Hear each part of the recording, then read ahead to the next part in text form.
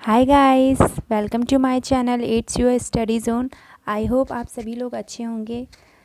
सो हमने previous video में हमने ईडियम एंड फ्रेजेस कर रहे थे, जिसमें हमने 35 ईडियम एंड फ्रेजेस कंप्लीट कर लिए हैं।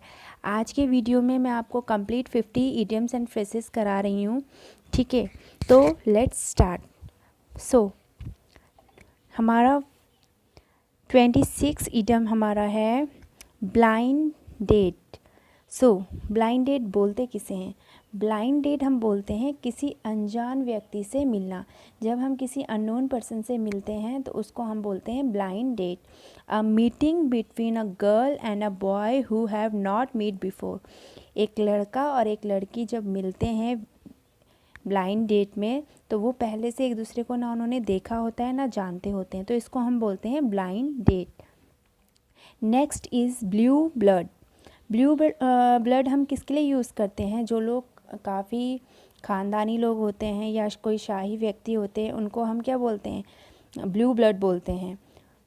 इसका इंग्लिश में मीनिंग होता है रॉयल एंड एरिस्टोक्रेटिक डिसेंट। ऐसा इंसान जो बहुत ज़्यादा मतलब परिवारवादी हो या फिर मतलब अपने कल्चर को, अपने कस्टम को फॉलो करने वाला हो, उसको हम बोलते हैं ख़ानदानी व्यक्ति, या फिर इसको हम ईडियम एंड फ्रेजेस में बोलते हैं ब्लू ब्लड। नेक्स्ट हमारा है ब्लू बुक। ब्लू बुक हम बोलते हैं किसी भी गवर्नमेंट रिपोर्ट को, या सरकारी रिपोर्ट होती है जो हमारी, उसको हम बोलते हैं ब्लू बुक। नेक्स्ट हमारा है bolt from the blue. Bolt from the blue का मीनिंग होता है अनएक्सपेक्टेड प्रॉब्लम। ऐसी प्रॉब्लम जो मतलब सडनली आ जाती है, आकस्मिक विपत्ति इसको हिंदी में बोलते हैं। ऐसी प्रॉब्लम जो सडनली आ जाती है उसको हम बोलते हैं bolt from the blue. Next हमारा है break the ice. So break the ice से आप समझ रहे हैं कि कोई आइस का टुकड़ा है, अगर हम उसको तोड़ेंगे तो वो आवाज़ करेगा। ठीक है, तो इसको हम बोलेंगे टू स्टार्ट अ कन्वर्सेशन, मतलब चुप्पी तोड़ना। सो अगर कोई किसी से बात नहीं कर रहा है और सडनली उससे बात करना वापस से स्टार्ट कर देता है, तो या फिर कोई न्यू व्यक्ति है, उससे बात करने में हमें प्रॉब्लम होती है, हम उससे बात करने स्टार्टिंग करते हैं, तो उसको हम बोलते हैं टू स्टार्ट अ कन्वर्सेशन, चुप्पी तोड़ना। Next is breath one's last. So next हमारा है ब्रेथ वंस लास्ट, मतलब आखिरी सांस लेना या मर जाना। To pass away, to die, यानी लास्ट जो सांस लेता है आदमी मरने से पहले, उसको हम बोलते हैं ब्रेथ वंस लास्ट। नेक्स्ट है ब्राउन स्टडी। ब्राउन स्टडी हम बोलते हैं स्टेट ऑफ डीप थॉट, मतलब जो हम बहुत ज़्यादा डीपली अगर हम किसी के चीज़ के बारे में, किसी बात के बारे में सोचते हैं, विचार मग्नता बोलते हैं इसे, यानी हम जो डीपली हमारा थॉट होता है, जो लोग बहुत गहराई से सोचते हैं या गहराई से हम किसी बात को सोचते हैं, उसको हम बोलते हैं brown study. Next is burn a hole in a pocket. Burn a hole in the pocket को हम बोलते हैं जो लोग बहुत ज़्यादा खर्चीले होते हैं, शीघ्रता से खर्च करने वाला। ठीक है, जो लोग बहुत ज़्यादा खर्चीले होते हैं, मनी स्पेंड क्विकली, जो पैसा पानी की तरह बहाते हैं, उनको हम बोलते हैं burn a hole in the pocket. Next हमारा है burn the candle at the both ends, मतलब दोनों साइड से मोमबत्ती क्या है, जल गई है। तो इसका मतलब होता है कि देर रात तक मेहनत करना, work hard till late night, मतलब लेट नाइट तक जो जैसे हम स्टडी करते हैं अपने बोर्ड के एग्ज़ाम्स के लिए या किसी भी प्रिपरेशन के लिए, एग्ज़ाम की प्रिपरेशन के लिए हम लेट नाइट तक पढ़ाई करते हैं, उसको हम बोलते हैं burn the candle at the both ends.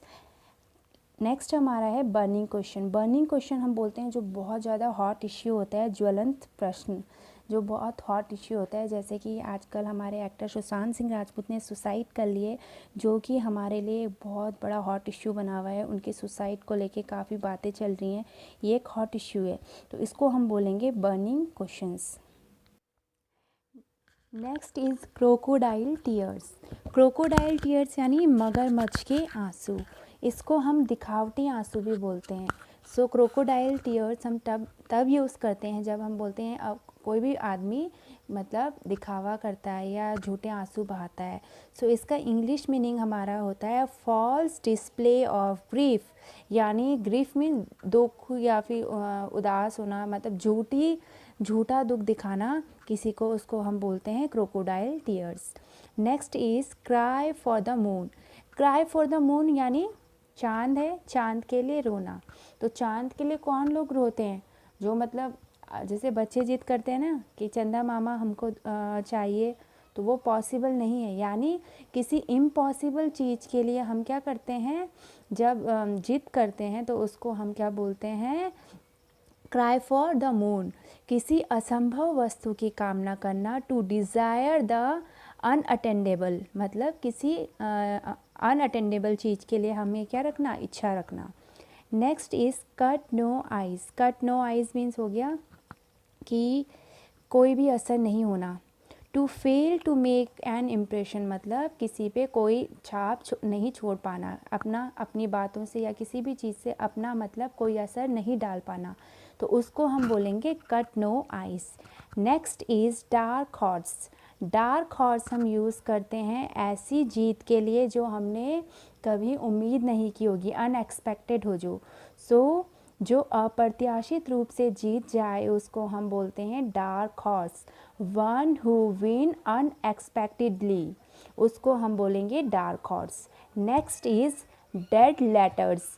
Dead letters हम यूज़ करते हैं ऐसे कानून के लिए या फिर ऐसा लॉ जो पहले लागू होता था लेकिन अभी लागू नहीं है। तो अ लॉ और ordinance that is no longer enforced, मतलब ऐसा कोई नियम जो पहले लागू होता था लेकिन अभी लागू नहीं है, उसको हम बोलते हैं डेड लेटर्स। नेक्स्ट हमारा है डॉग इन द मैनेजर।